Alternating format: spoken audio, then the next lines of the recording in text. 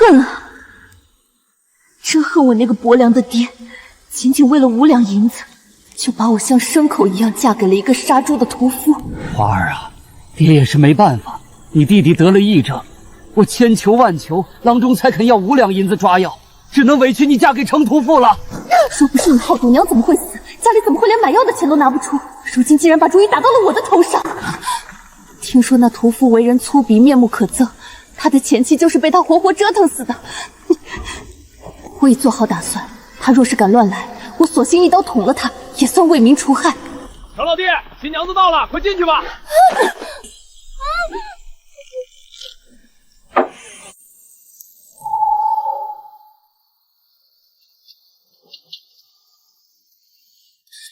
他要干什么？我要动手了。辛苦你了，今儿早些安置吧。放心，我不会把你怎样。娶你回来，只是想你帮我照看2个孩子。我平时杀猪太忙，实在顾不上他们。照看孩子？我本以为他是个色中恶鬼，现在居然让我来当老妈子。都说后娘难当，我自己都还是个半大丫头，怎么就成了2个孩子的娘了？可是只要他不碰我，我今晚就算是安全了。虽然他说了不碰我，但这毕竟是个用5两银子换来的新娘，谁知道他是不是在欲擒故纵？我绝不能睡着，只要天一亮，我就找机会逃走。你认床吗？他在问谁？问我吗？还是他在说梦话？邻家丫头，你认床吗？有点。你在家里睡的是哪种床？明日我去给你买一张回来。不用了，差不多的。买什么床？他已经为了我白白浪费了5两银子，没必要再让他破费。况且我明日就要跑了，要什么床啊？家里的木板床确实硬了些，委屈你了。明天去集市看能不能打一张结实的。真的不用。我叫程毅，你呢？林花。林花，好名字。早点睡吧。看来他真的是累坏了。不管怎样，今晚算是有惊无险。明天一早趁他去杀猪，我就溜之大吉。这5两银子，等我以后赚了钱，必定还他。哥哥，里面躺着的就是我们的新娘亲吗？嘘，小点声，爹说了不能吵醒他。天亮了，程毅竟然没动我。昌儿、晴儿，小点声，你们的娘亲还在睡觉，别去吵她。娘亲这个称呼，真是怎么听怎么别扭。算了，出去会会那2个小家伙，然后再伺机离开。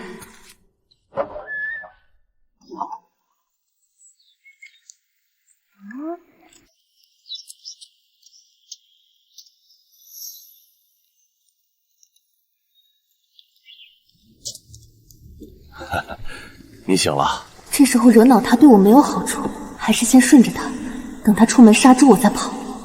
坐吧，我去给你端粥。谢谢。昌儿、晴儿，快叫娘。别，要不还是叫我的名字吧，林花或者阿花都行。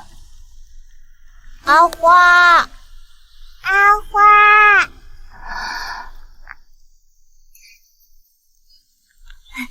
娘，不，阿花，这是我特地给你留的2颗，妹妹的那串都被她吃完了，平时我们都吃不到呢。爹说今天高兴，特地买给我的，我舍不得吃，留给阿花。这孩子竟然把最舍不得吃的糖葫芦留给我一个买来的陌生女人。真甜。好吃吗？极好吃的。看吧，我就说阿花会喜欢，让你留2颗，你非要吃完。阿花以后只疼我，不疼你。不要，阿花也要疼晴儿。晴儿别哭，你们的阿花是好人，定会疼你们的。咱们去院子那边玩，别打扰她吃早膳，好不好？好。我原本以为程毅就是个凶神恶煞的莽夫，没想到他居然是个这么温柔的父亲。这2个孩子也这么懂事可爱。逃跑的计划，要不等这场春雨停了再说吧。这场春雨淅淅沥沥的下了3天，程毅这几天待我始终有礼有节，2个孩子也整天围着我转。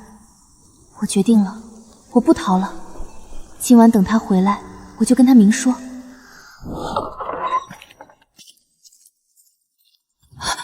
天哪，他这是去杀猪还是去杀别的什么了？对不住，吓到你了吧？以后我尽量在主家换身衣服再回来。今儿早上杀的那头猪劲儿太大了，血溅了一身。没事，你进来吧，我去厨房替你烧水。洗个澡再换衣服吧，别着凉了。好嘞。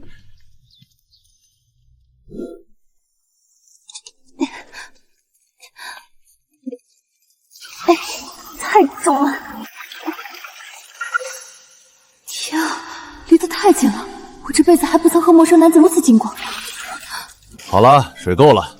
怎么，你要留在这里守着我沐浴吗？不用了。程毅这个人好像真的不是坏人，这几天对他好点，毕竟我还欠他5两银子。或许看在我做这么多事的份上，以后我若真想走，他也会答应吧。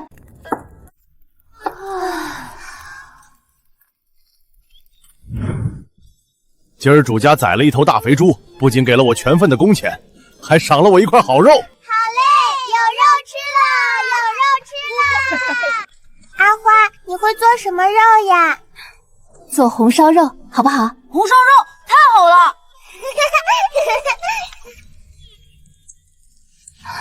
这男人的眼神怎么越来越烫人了？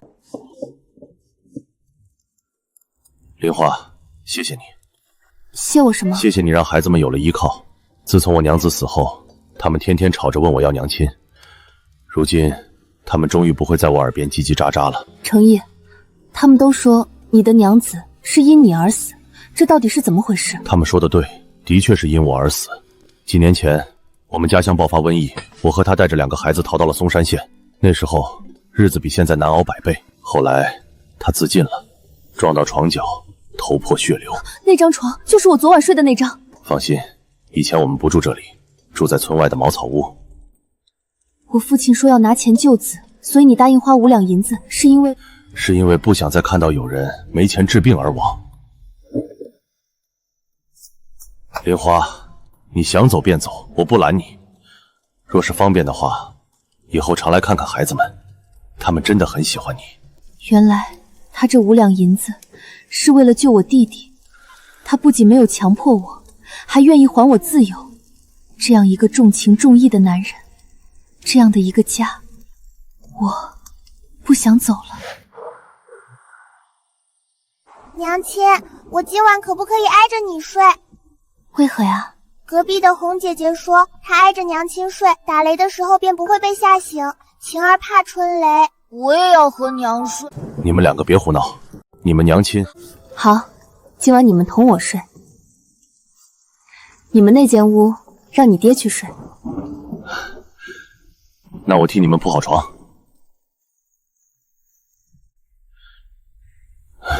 你明早走吗？用完早食再走吧，我去给你钓条鱼，熬鱼粥给你喝，你最爱吃鱼。娘亲，我好开心，我怕你消失，你可不可以不要消失？为何这么说？之前的娘亲就是突然消失，我醒过来去敲她的房门，没有人，晴儿只看见一滩。快睡，我不会消失，永远不会。莲花，林娘子，快开门啊！莲花，你快去瞧瞧你家程毅掉进池塘淹死了，刚被捞上来。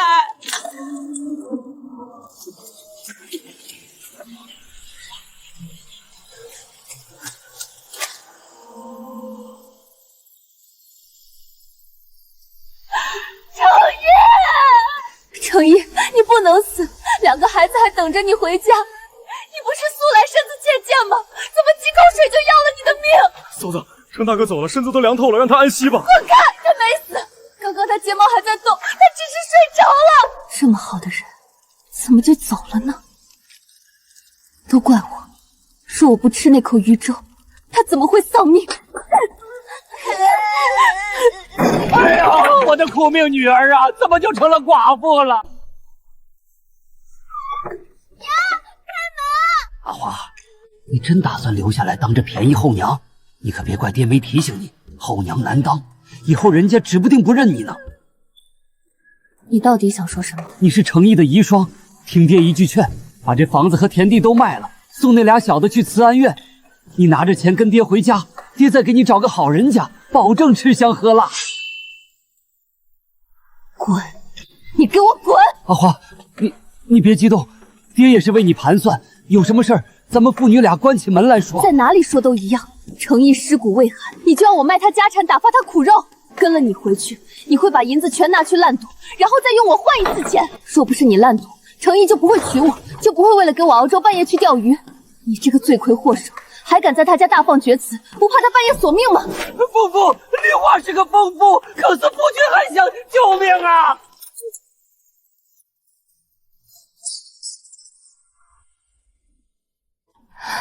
来，以后这院子只有咱们母子三人了。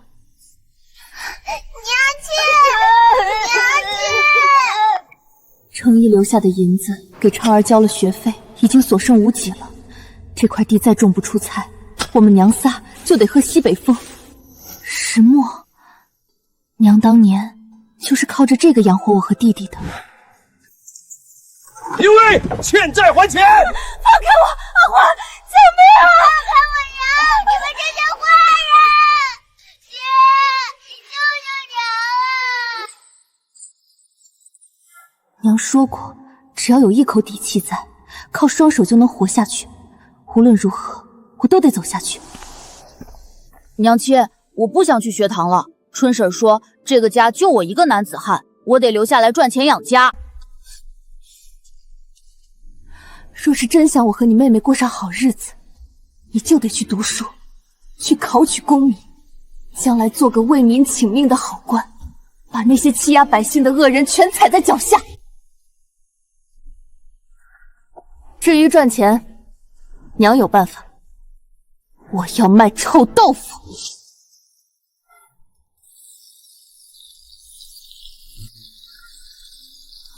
哎呦喂，林娘子，你这是在炸什么？怎么这么臭？就是啊，这味道熏得我的客人全跑光了。你赶紧收摊走人吧，别在这碍事。走过路过不要错过，祖传秘制香辣臭豆腐，闻着臭，吃着香，保准你吃一口想两口。春婶，您可是看着我起家的，给个面子，你看看，尝一块，不收钱。这阿花呀，婶子刚吃过饭，这味道实在是……婶子，您就信我一次，要是难吃，我这摊子立刻砸了。天爷呀，外皮酥脆，里面爆汁，这辣油，这也太香了吧！阿花，快再给我炸2碗，我要带回去给我家老头子尝尝。哎呦，这有什么好吃？老板娘，给我也来一碗，我也要一碗，多放点辣子。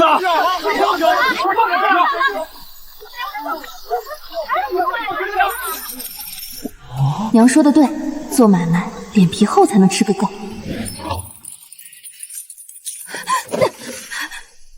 把银子给我，把镯子赎回来。那是晴儿亲娘留给她的嫁妆，程毅快饿死的时候都没舍得到，你凭什么偷走？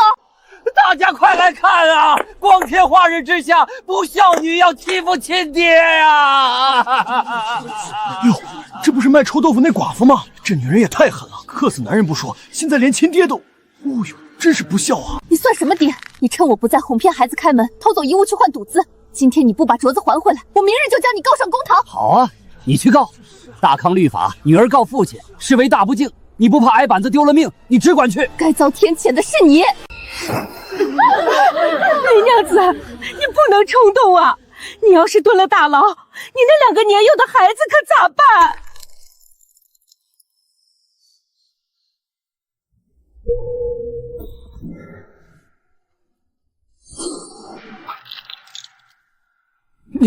娘子，你这是做甚？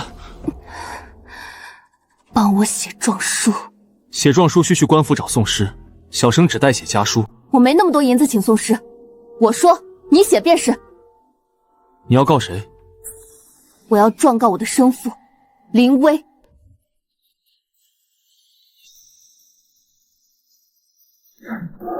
林花，你可知道女子状告父亲、兄弟以及夫君有违纲常孝悌，按照大昌律法，你要先挨20下板子。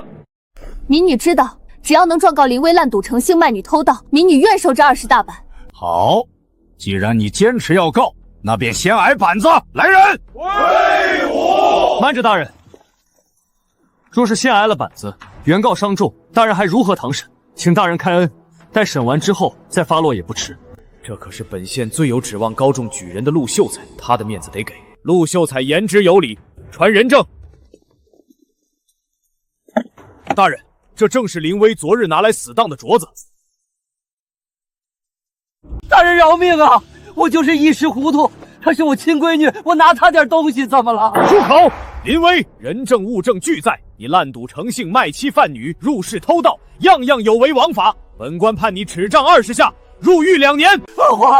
阿花，你替我求求情啊！今日，我想请在座各位以及县令大人做个见证，我与林薇断绝父女关系，生死各不相干。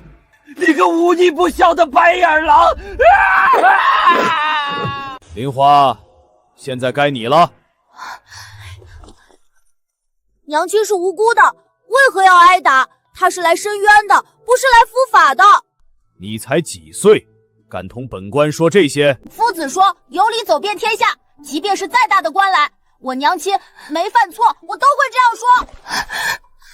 县令伯伯，可不可以不打我娘亲？我请你吃冰糖葫芦好不好？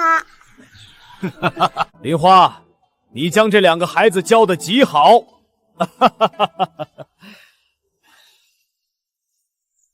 行刑。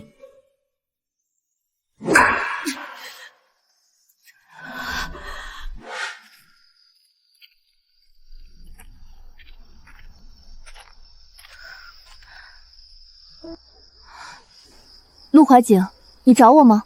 我记得我不差你银子，代写状文的钱我给过了。不是来讨债的。你去当铺把镯子赎回来了？这药治外伤很好，若是你不方便上药，让春婶帮你。至于这镯子，既然是你母亲留下的，就不该流落在外。赎回来花了多少银子？还有这药膏钱，我明日摆摊赚了给你。不用了，我先走了。这书呆子倒是体贴，可惜家里连口好茶都没有，不然该留他吃顿晚饭的。忍着点儿，幸好县令大人开明，换了位手力小的官差，不然你这身子骨得躺个10天半个月都下不来床。这都是昌儿和晴儿的功劳，若不是他们护着我，我今天真要交代在公堂上了。阿花，你以后有何打算？什么打算？继续卖臭豆腐呗。你真打算一个人拖着2个毫无血缘的孩子长大？听婶儿一句劝，你还年轻，长得也周正，不打算找个男人生一个自己的苦肉？谁愿意娶一个拖儿带女的寡妇？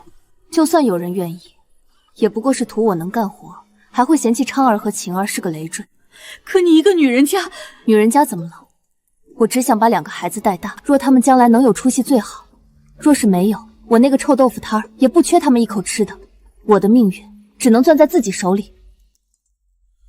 罢了罢了，你是个有主意的，我先回去了，你好好歇着。娘，今天我把爹告了，他罪有应得。若是你在地下有知，会不会怪我心狠？我猜你不会。你懦弱了一辈子，女儿要替你硬气的活下去。已经好几天没去摆摊了，家里的铜板快见底了，就算爬也得把豆腐做出来。娘亲，你累不累？歇会儿吧。娘不累，等娘做好了臭豆腐，去集市换了肉，给晴儿包饺子吃。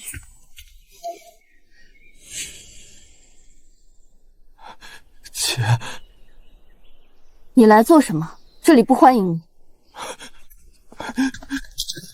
对不起姐，我错了。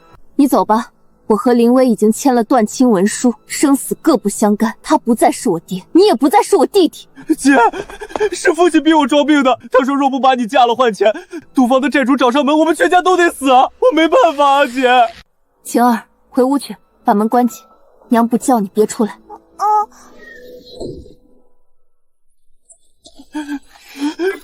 姐姐，你打我吧，我该打，你打死我才好，让我去阴曹地府给母亲请罪。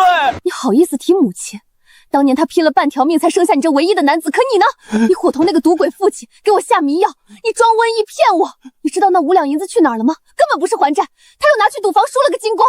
你读了10几年的圣贤书，全读进狗肚子里了。阿花，快住手！他可是这世上你唯一的血亲了呀！真要是打死了，你能保证你下半辈子不后悔吗？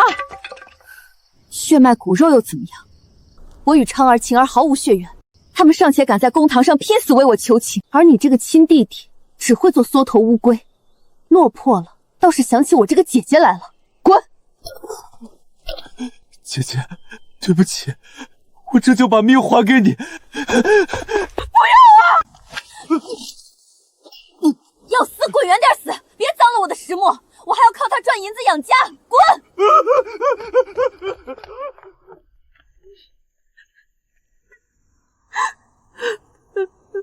今天生意不错，学堂的夫子夸昌儿有天分，将来必成大器。可读书是个烧钱的无底洞，笔墨纸砚，尤其是宣纸，贵得离谱。几张纸就够我们母子三只吃半个月的大米，靠摆地摊始终不是长久之计。遇见狂风骤雨就没法出摊，我得想办法去盘一间正经铺子。林娘子，要一碗臭豆腐。陆秀才，你又来了啊！稍等。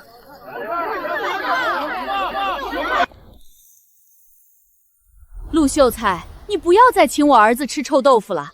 你这样每天一碗的喂他，他都上火长满口疮了。你若是自己买的，还是你自己吃吧，别再折腾我家小宝了。好臭，不想吃。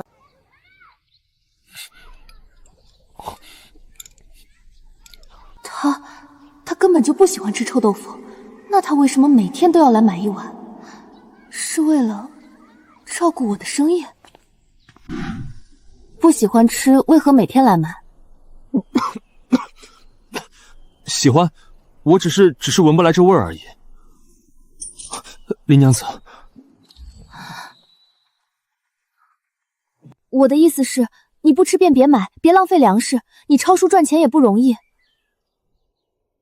我知道了。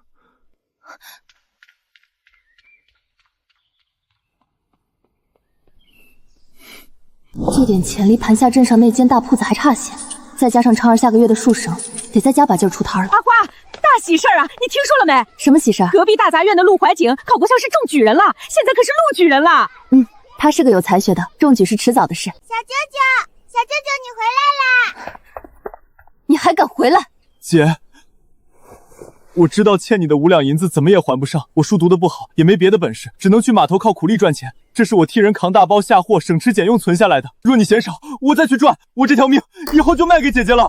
娘亲，书上说知错能改，善莫大焉。小舅舅已经知道错了，你就原谅他吧。我这里正好缺个推磨的苦力，我没银子给你发工钱，但可以管你食宿。你若是愿意，就留下来干活。愿意，我愿意，谢谢姐姐。婶子，你刚才说陆怀瑾中了举人，那他是不是要马上进京备考会试？对呀，考中举人就要进京赶考了。可是这去京城路途遥远，吃住赶考样样都要大笔银子。陆举人家徒四壁，连盘缠都凑不齐呢。这要是误了考期，可就全毁了。昌儿的学费可以先拖一拖，买肉的钱可以省，但这铺子以后还能再盘。陆怀瑾这块璞玉若是被钱困死在泥潭里，就太可惜了。他身上有打破阶层的希望。阿花，你拿这么多钱干嘛去？去投资一个未来。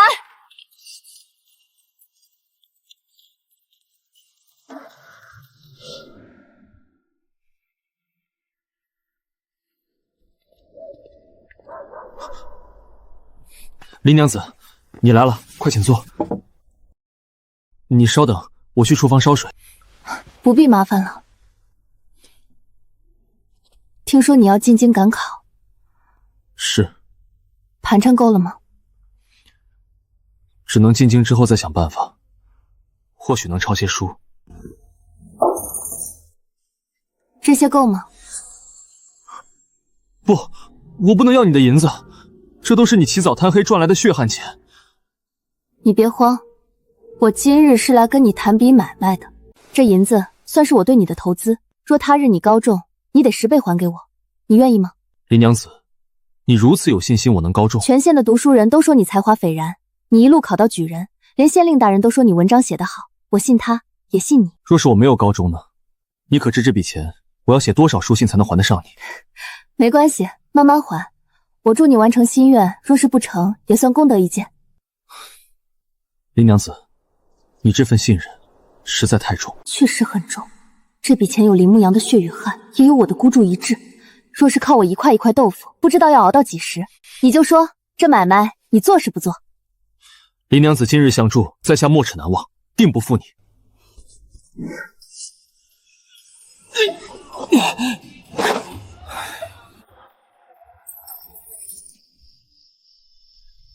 娘亲，这个字念商。商。程大哥，我们的日子越过越好了。你呢，在那边过得好吗？昌儿，把你写的第一篇字捎给你父亲吧，他若是看见了，一定会很欣慰的。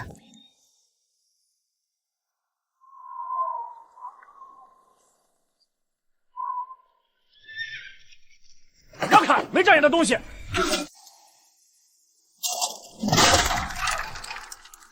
我当是谁？原来是那个在诗会上大出风头的穷酸秀才。怎么，乡下泥腿子也妄想跃龙门？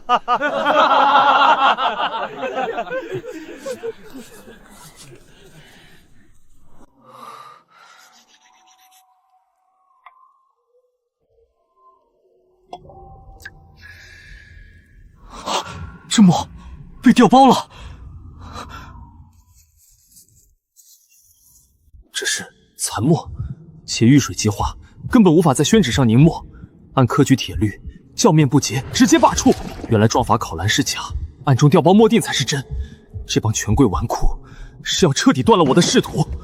林娘子一介弱女子，尚且能在绝境中杀出一条血路，我堂堂7尺男儿，岂能被这群卑劣纨绔折断脊梁？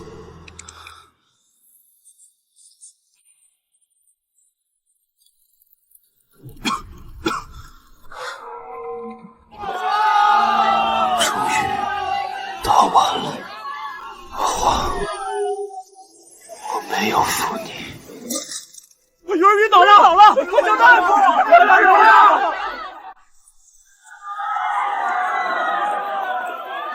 陆状元，看这边！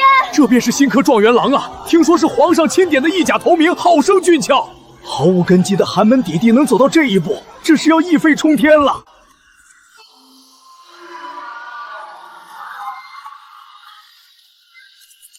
林娘子，为了有资格堂堂正正站在你身边，这条路我终于走通了。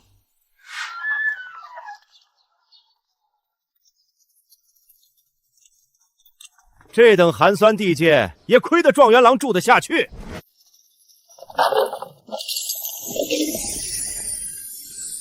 阁下是何人？陆状元好福气啊！老朽乃严尚书府的大管家，我家老爷极赏赏你的才情，大小姐更是对状元郎的英姿倾慕下嫁。老爷发了话，只要你点个头，便是尚书府的乘龙快婿，严家保你平步青云，3年内直入6部。哼，我家小姐乃是金枝玉叶，不管你在老家是不是定过亲、养过人，现在立刻断情书一书，把那些泥腿子的羁绊断得干干净净。陆大人，这可是泼天的富贵，别为了乡下来那些上不得台面的阿猫阿狗，断送了自己刚挣来的大好前程。我家大人在京城可是一手遮天的人物。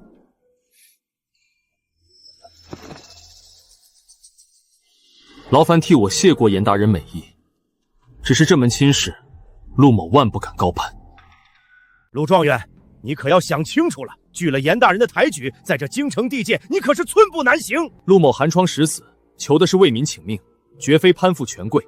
况且，陆某心中早已有了一位不可磨灭的身影，他曾在陆某最落魄时不离不弃，倾囊相助。陆某立誓，除了他，此生绝不娶别人。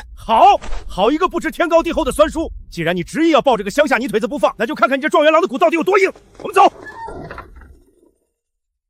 哟，这不是咱们的新科状元郎吗？放着大理寺不去，跑这清水衙门来修前朝的破史书？听说是得罪了严尚书，为了个乡野村夫自毁前程，真是所谓愚不起呀！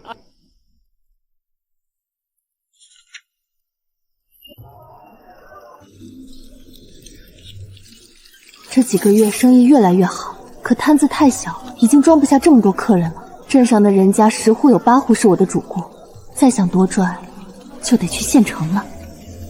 林娘子，你这手艺真是绝了，每天不吃一碗，浑身不得劲儿。就是，你什么时候开个铺面啊？省得我们天天排队等。快了，等我把银子攒够，就去县城开间大酒楼，到时候还请各位多捧场。家里的花销越来越大，光是笔墨纸砚就花掉大半利润。晴儿明年也要上学堂了，靠摆摊不是长久之计，必须把生意做大。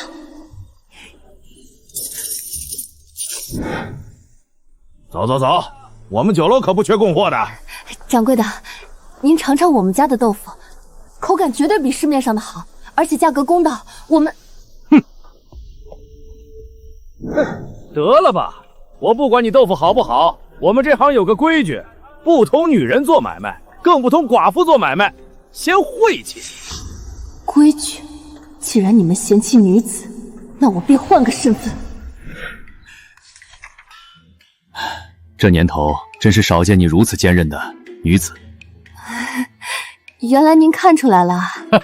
你这么白净的一张脸，身段又这么小巧，我怎么可能看不出来？不过不管男女，只要货好讲信用，我就愿意做这笔买卖。多谢老板，您绝不会后悔的。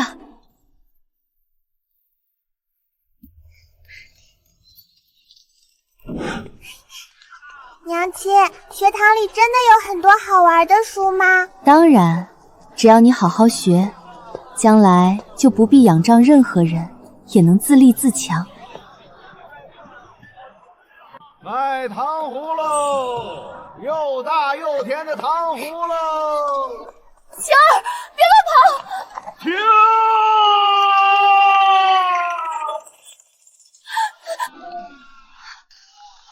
大胆！竟敢冲撞官教！你们有几个脑袋？什么大官这么了不起，能在闹市纵马飞轿？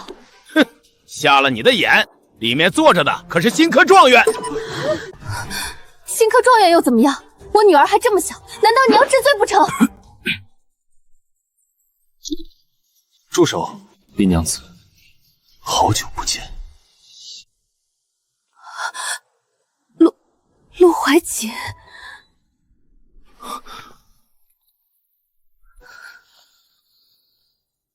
得你孝助，我今日高寿，回乡祭祖。娘亲，先生今天夸我文章写得好，说要是能去县城书院读书，将来考举人更有把握。娘知道，等咱们在县城站住脚，就送你去最好的书院。娘亲，你看我写的娘字。晴儿真聪明，娘一定让你们都读上书。陆怀瑾说的对，读书才能改变命运。可我一个寡妇，要怎么才能在县城那种地方杀出一条血路？京城繁华，却不及青石镇一盏灯火。仅日夜苦读，不敢有片刻懈怠。他日若能高中，定不负林娘子倾囊相助之恩。他如今是状元郎了，跟我不是一路人。我别想那些有的没的，专心赚钱才是正经。大人，林娘子那边打听到了，她在镇上摆摊卖臭豆腐，生意不错，但最近似乎在攒银子，想去县城开铺面。她一个人，带着弟弟和2个孩子，日子虽不富裕，但过得硬气。听说她从不跟人提认识大人的事。她还是那么要强。大人，要不要属下去递个帖子，请林娘子过来叙旧？不必。他现在最怕的就是被人说攀附权贵，我若主动找他，只会让他躲得更远。阿花，你助我越过龙门，我却不能以报恩的姿态站在你面前。要是我表明心意，你会接受我吗？阿花，状元爷在县城的临时府邸设宴，请了镇上不少有头有脸的人，我怎么听说他没请你？没请就对了，我一个卖豆腐的寡妇，去那种场合做什么？可他当年是你资助的呀，这不请你去，是不是攀了高枝就不认救恩了？春婶，这话你别再说了。他如今是朝廷命官，我跟他之间银货两相，谁也不欠谁。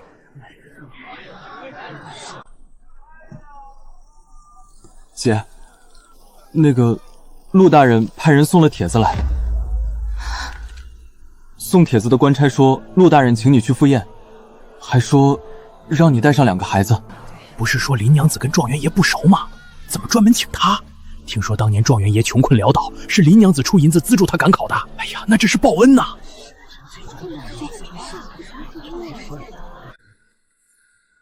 不去，告诉他我忙没空。阿花，你疯了！状元爷的面子你也也敢北？我林花不靠谁的面子吃饭，他要是真想还银子，按契约给我便是，不必搞这些虚的。陆怀静，你到底想干什么？报恩还是可怜我？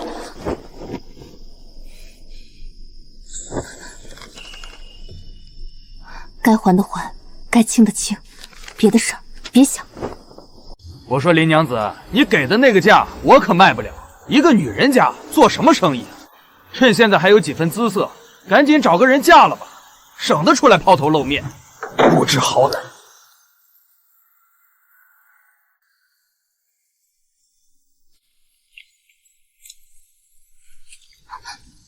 你打算去哪儿？不去哪儿，等雨停了便回家。不如跟我去京城。我已在京城为你买了一间位置极好的铺子，若是你愿意，便跟我去，带着你的弟弟和那2个孩子。你这是什么意思？若是不愿意，我便依照当日的字据，10倍还你银子。什么意思？我不明白，你要铺子做什么？嫁我如何？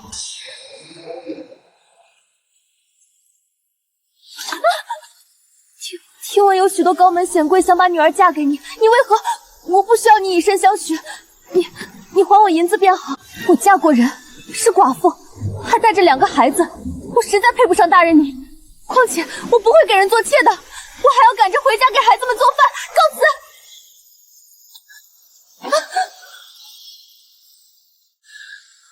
梨花，你怎知我不是心愉悦你已久？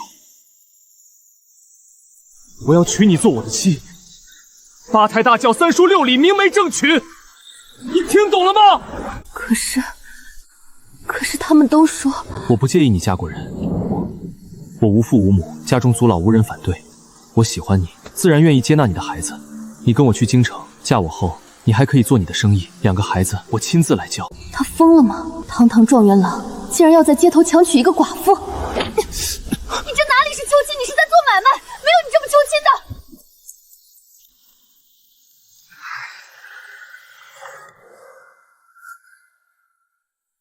8抬大轿3书6礼，明媒正娶。好痛！不是做梦，一切都是真实的。陆怀姐，你前途无量，本该平步青云。我一个带着2个拖油瓶的寡妇，只会成为你仕途上的污点和政敌的把柄。我不能毁了你。听说了吗？新科状元陆怀瑾拒绝了内阁严尚书千金的下嫁，惹得龙颜大怒，被直接发配去了翰林院的清水衙门，这辈子怕是毁了。陆大人亲启，往日恩情全当投资，如今大人已登科及第，望早日结清本系连本带利500两白银，从此互不相欠，各自安好。2位客官，是想租铺子还是买宅子？我要租东街那间临街的2层铺面，这是定金。敢问娘子贵姓，做什么营生的？年贵姓林，青石镇做豆制品的。不租了，不租了，这铺子东家说了，不租外人。什么叫不租外人？我们银子都带来了。走走走，别在这耽误我做生意。掌柜的，我要订10车黄豆，这是定金。不卖不卖，店里没货了。这不是堆着吗？怎么会没货？你们是青石镇林家的人吧？实话告诉你，赵会长发了话，县城里哪怕是1颗坏掉的黄豆都不许卖给你们。你们得罪了不该得罪的人，赶紧走吧。走。姐，那个赵会长到底是谁？凭什么不让我们做生意？应该是县城商会的头头。咱们的臭豆腐在镇上卖得好，怕是碍了他的眼。不许滚！赵会长说了，没有商会牌照，谁都不许在县城摆摊。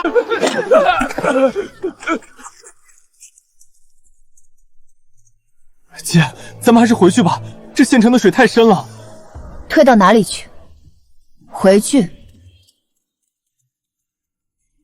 铺面不租给我们，可那些挑着担子满街走的，商会管得着吗？姐，你想到什么了？阿阳，去城外看看有没有废弃的院子。我不租铺面了，我要换个玩法。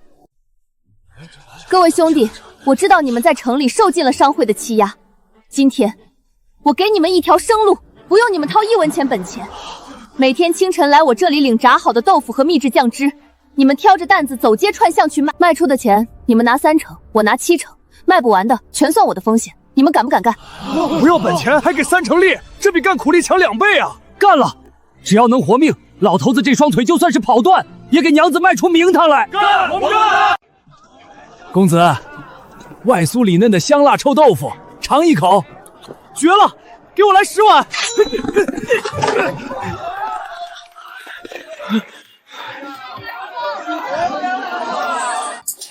废物！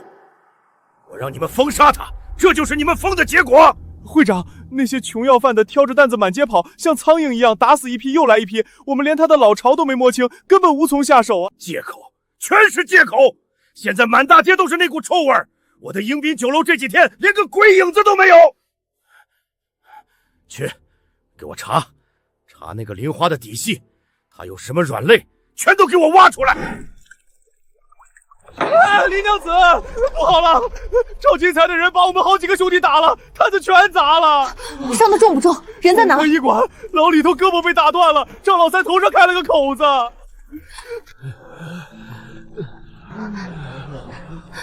老李叔，对不住，是我连累你们了。娘子说的什么话？要不是你，我们连饭都吃不上。这顿打，值。去。给每位受伤的兄弟多加2两银子的汤药钱，砸坏的摊子和损失的货我全赔。姐，那得多少银子？银子没了可以再赚，人心散了，就什么都没了。兄弟们，赵金才砸1个摊子，我就出2个；他打伤1个人，我养你们一辈子。咱们团结起来，他砸不垮我们。干了！姐，喝口汤吧。你今天一整天没吃东西。阿阳，赵金才在县城根深蒂固，背后还有县衙的人，光靠小贩打游击，治标不治本。那怎么办？得找到他的死穴，要么就找一个他惹不起的人压他。陆怀瑾，他如今要对付一个商会会长，不过是一句话的事。可我若开口求他，与那些攀附权贵的人有什么分别？明天一早，你去县城打听赵金才的底细，他做了这么多年恶，不可能没有把柄。好。我苦命的女儿啊！你如今在县城穿金戴银，怎么就忍心看着你亲爹流落街头，连口馊饭都吃不上啊？老人家，你别乱说话，快起来！诸位街坊评评理，他嫌我穷，攀上了高枝就不认亲爹了。不仅如此，他心肠歹毒，他表面上装善人，背地里却把前夫留下的银子当牲口使唤，非打即骂，连件过冬的棉衣都不给做。真没看出来，这林掌柜心肠竟歹毒到了这般地步。这种毒妇做出来的吃食，再香也是黑心的，不吃了。对，退钱，砸了摊子。林娘子，外面都在骂我们，生意做不下去了。对啊，要不咱们先散了吧？那老畜生分明是拿了商会的黑钱，故意来泼脏水。我出去劈了他！站住！你若出去当街争吵，只会越抹越黑，正中赵金才的下怀。那怎么办？难道就这么算了？去备车，我去县衙击鼓报官。报官？可那是亲爹官府会馆吗？又不是没告过，他早已不是我的亲爹。断亲文书，白纸黑字。威武！大人，此乃罪民林威亲手画押的供状，商会会长赵金才买凶生事，蓄意抹黑民妇商誉，恳请青天大老爷明察。血口喷人！你这毒妇，随便拿张破纸就诬陷本老爷，是吗？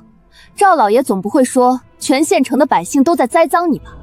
草民等联名状告赵金才，他欺行霸市，断我等生路，稍有不从便打断手脚。若非林娘子赐我们一口饭吃，我们早被逼死了。商会伟大不掉，今日铁证如山，正是天赐良机。死到临头还敢狡辩！来人，赵金才欺行霸市，买凶构陷，即刻重责50大板，查封所有商铺。罪犯林威贪得无厌，寻衅滋事，罪无可恕，重判入狱3年，出狱后流放3000里，即刻发配。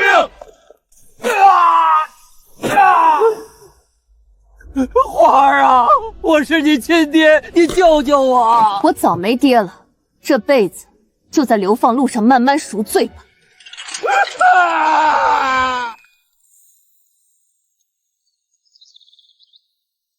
大人，县令那边已经按您的吩咐，暗中换了更重的水火棍，赵进只拿50大板，够他躺半年的。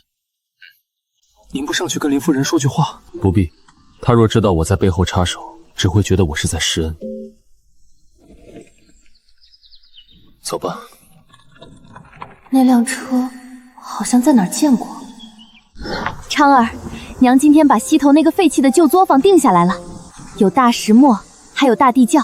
等咱们把生意做大，娘就送你去最好的书院读书。娘真厉害，昌儿一定好好读书，以后考状元，给娘买大宅子。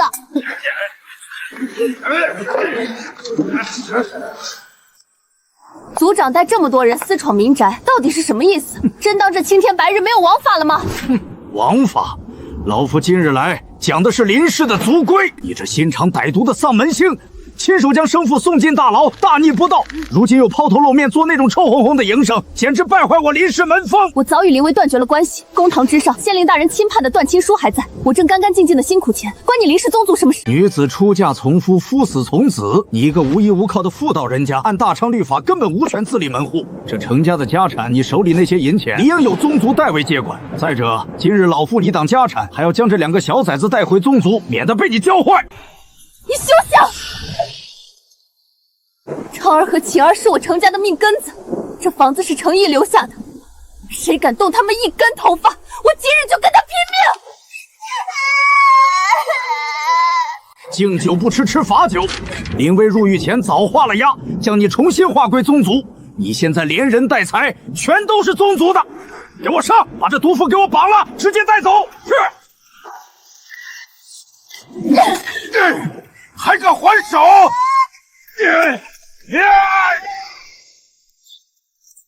谁敢动我姐？看清楚，这是县令大人亲判的断亲节书，还有程家这套院子的房契，上面盖着县衙大印。我林花现在是独立的户主，与你们林家再无半点瓜葛。老夫手里有过件稳书，这是族规。呸！拿一张没官府盖章的私契来强抢民宅，大昌律法写得清清楚楚。结伙私闯民宅抢夺财物者，杖责80，流放3千里。你若觉得破纸比县太爷的大印管用，咱们现在就去县衙击鼓鸣冤。好一个牙尖嘴灵的毒妇！你给我等着，我们走。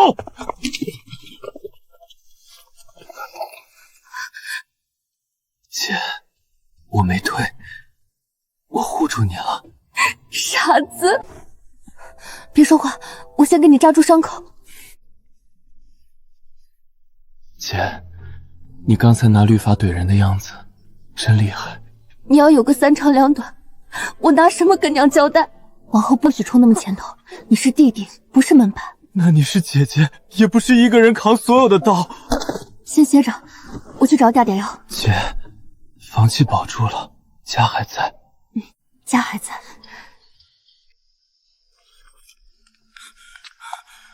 谁是林花？我是。差官大哥有何指教？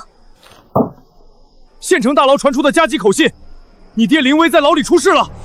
大牢里传话，你爹林威染了重疾，如今已是进气客多出气少，眼看就不行了。他托狱卒捎信，求你念在血脉亲情，带些银子去见他最后一面。有劳差官大哥跑这一趟，口信我收到了。好歹抓夫要吊着命。林娘子，正所谓天下无不是的父母，你爹从前再婚，如今也是快死的人了。是啊，你如今生意做这么大，不差那几两银子，还是去尽一尽孝的吧，免得日后背上连旺的前程。尽孝？我娘当年被他逼得无路可推时，他在哪儿？我被他用来换成赌资的时候，血脉亲情在哪儿？程家大哥尸骨未寒，他跑来抢我亡夫家产，偷我女儿遗物去当铺的时候，他怎么不念父女一场？我早就在公堂上拼着挨了20大板，与他签了断亲书。他今日就算烂在牢里，我也绝不拔一毛。谁若是觉得他可怜，大可自己掏腰包去行善。姐，大牢的消息我听见了，那老畜生诡计多端，怕不是又想装病骗钱，你绝不能去。我自然不去，但礼尚往来，咱们总得尽一份人事。你拿着钱去县城，给他订一口最薄的杉木棺材送进大牢，告诉他这棺材是我给他的最后体面，他若死了刚好收敛，他若活着全当提前送终。去，只要借着快死的由头逼他，那死丫头为了脸面，必定乖乖送银子来。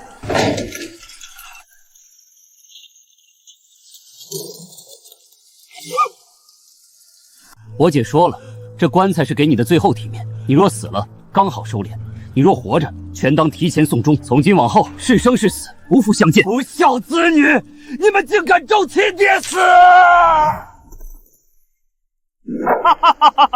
好一个书赌结合，饮水归田，水患肆虐数月，满朝文武吵得不可开交，皆束手无策，竟被你一个新晋翰林的一篇策例彻底破了局。陆怀瑾听旨，擢升御史台监察御史，赏黄金2次，御如意。令准揽衣锦互相，祭祖还愿。本欲将他按死在清水衙门，竟被这小子借水患一飞冲天。微臣领旨，谢主隆恩。终于，阿华，我能来娶你了。陆大人，西安县800里加计传回的消息，林娘子雷霆手段把恶妇流放了，还将整个县城商会连根结起。眼下，他正满县城的物色2层的大商铺，准备盘下地盘大干一场呢。他太要强了，若让他顺风顺水的在县城扎了根，成了腰缠万贯的大掌柜，他骨子里的防备只会让他将心门彻底锁死，离我越来越远。传信给县城里的暗桩，告诉他们，无论林花看中哪间铺子，哪怕是出3倍5倍的高价，也必须给我强行截胡买下来。县里所有的旺铺，一间都不许租给他，我要逼他陷入4面楚歌的绝境。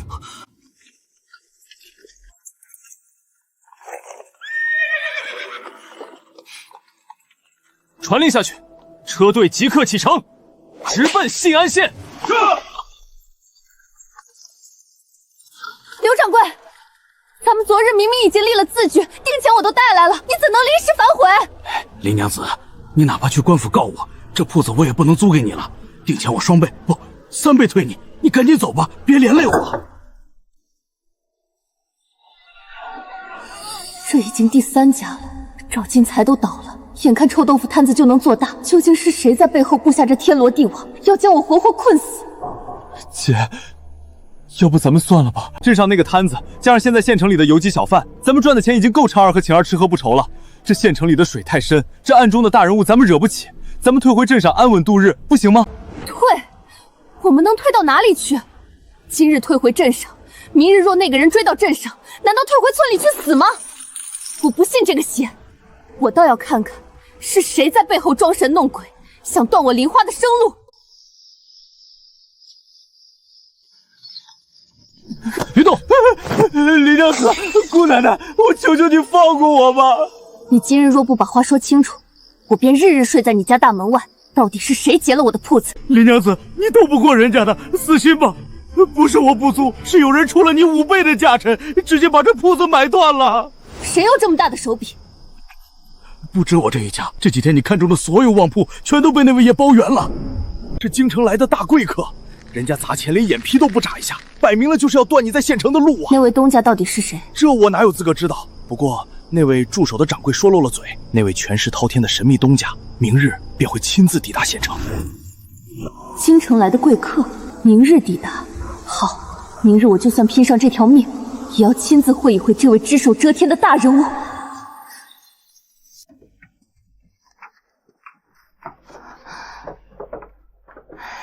这位掌柜请了，小夫人林花是先前看中这间铺子的人，今日冒昧打扰，只想同您商量个事儿。原来是林娘子，在下姓钱，不知林娘子有何指教？钱掌柜，明人不说暗话，这铺子对我至关重要，我愿出比原本租金高出3倍，不5倍的价钱，只求您能通融一二，将铺子转租于我。若是您东家也想做商买，我甚至愿意让出3成干股。林娘子，您的难处我明白，但请恕在下无能为力。我家东家财大气粗，不缺这点银子。这县城里几处最好的旺铺，东家是点名要全盘拿下的。莫说您加价5倍，您今日就是搬座金山来，这铺子我也绝不敢私自做主，让给您半寸。从前面对恶妇，面对地痞商会，我都能借力打力，可面对这无懈可击的温和拒绝，我就像一拳打在了棉花上。这就是彻头彻尾的实力碾压，是更高阶层的权势用几千两银子轻飘飘砸出来的天堑。我偏不信这个命，我倒要看看那位行事这般霸道，丝毫不给人留活路的神秘东家，究竟长着几头几臂。快去城门，状元郎的仪仗要进城了！听说陛下赏赐了10几车好东西，新科状元衣锦还乡祭祖来了，快去沾沾文曲生的福气！我说林娘子，你还要在这杵到什么时候？状元爷的仪仗一会儿就要打这条正街过了，官差马上就来倾倒。你一个富人家，穿得灰头土脸的站在这儿，万一冲撞了贵人的大驾，你有几个脑袋够砍？赶紧走，赶紧走，别连累我们客栈惹官非。不甘心，我真的不甘心。我推石墨推到双手齐前，为了几文钱挨尽白眼，和地痞流氓斗智斗勇，好不容易在县城杀出一条血路，凭什么一个连脸都没露的京城权贵，轻飘飘砸下几千两银子，就能将我所有的心血碾成齑粉？哪怕是死，我也要死个明白。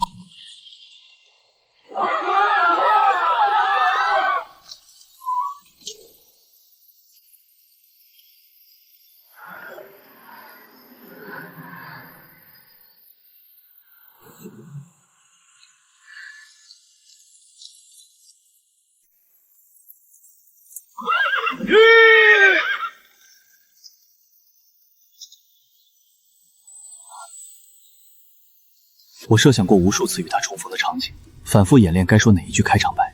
为了这一天，我抗拒了京城无数名门望族的绑架捉棋，跟在仪仗后父的车队里，没有衣锦还乡的虚荣排场，只有几十担沉甸甸的聘礼，那是连夜用尽了所有御赐金银换来的。他傲骨倔强的性子，若我凭着一身状元功名贸然登门说要娶她，跨越这云泥之别的身份鸿沟，他只会觉得是怜悯，是施舍，只会断然推开我，宁死不肯接受半分妥帖。我何尝不知这棋局残忍，何尝忍心断他退路，逼他身陷绝境？只是我别无选择，我宁愿让他一时恨我入骨，也不愿此生漫漫与他生生错过。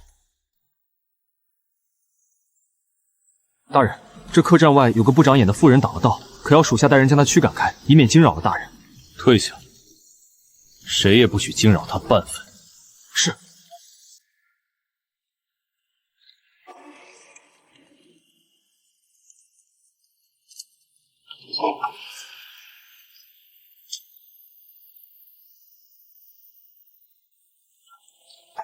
哎呦喂！我说林娘子，你还真在这死磕！我都跟你说了10000遍了，这铺子已经被京城来的贵买下了，你也不照照镜子看看自己是个什么身份，一个寡妇还妄想盘下这全城最好的旺铺，简直是癞蛤蟆想吃天鹅肉！赶紧滚滚滚！别在这出了贵哥的眉头，你那身晦气洗都洗不掉。你想见成见，随便见他。放！瞎了你的狗眼！胆敢在大人面前大放厥词！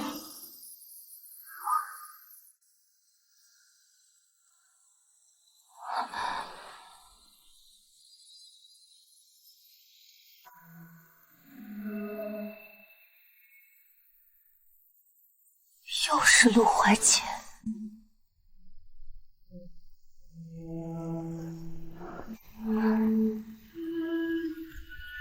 你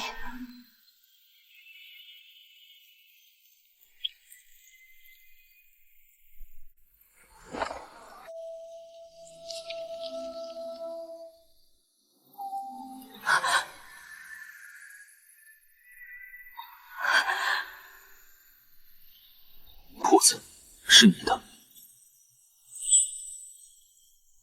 若是你愿意，便随我去京城吧。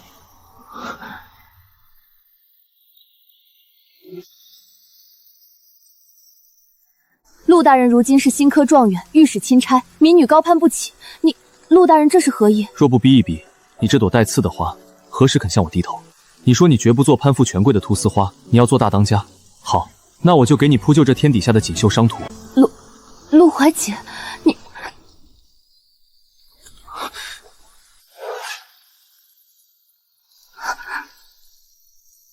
躲什么？躲什么？我好不容易才走到你面前。开枪！玲花，你听好，我能有今日，是你拿命搏出来的本钱。什么功名利禄，什么高门显贵，都不配与你相提并论。微臣陆怀京，愿以这全部身家，加上我这条命，求娶林老板为妻。不知林老板肯不肯赏脸收下这笔终生投资？阿花，跟我去京城，做我的妻。你连全部家当都交了，以后若是反悔，可就身无分文了。那我便只能给你端茶倒水，吃你的软饭了。陆怀清，你这个疯子，这笔买卖我接了。